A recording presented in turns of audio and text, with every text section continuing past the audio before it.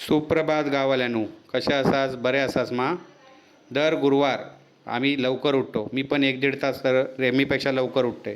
गुरुवारी आमच्याकडे बाबांची पूजा असता, म्हणजे आमच्याकडे उत्सवच असता म्हणा की. आणि ह्या आतापासून नाही, माझ्या वडिलांपासून चालू आहे. दर गुरुवारी आम्ही पूजा करतो, साईबाबांची आरती करतो, कळलं का? असो गुरुवारची आमची सुरुवात असता. आणि आरती पण अशी नाही, आरती दणक्यात असता, टाळ बीळ घेऊन जोरदार एकदम.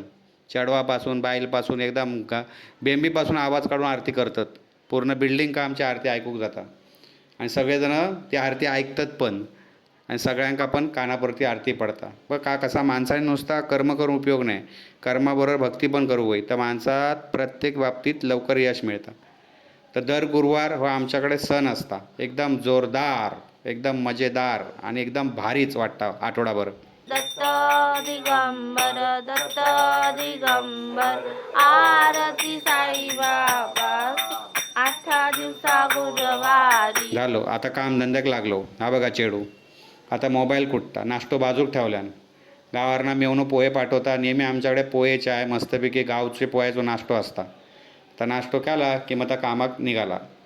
ह्या धावपळ करता लेट होता त्या मोबाईलच्या नादात, मग ट्रेन पण चुकता. अशी आमची दिवसाची सुरुवात असता.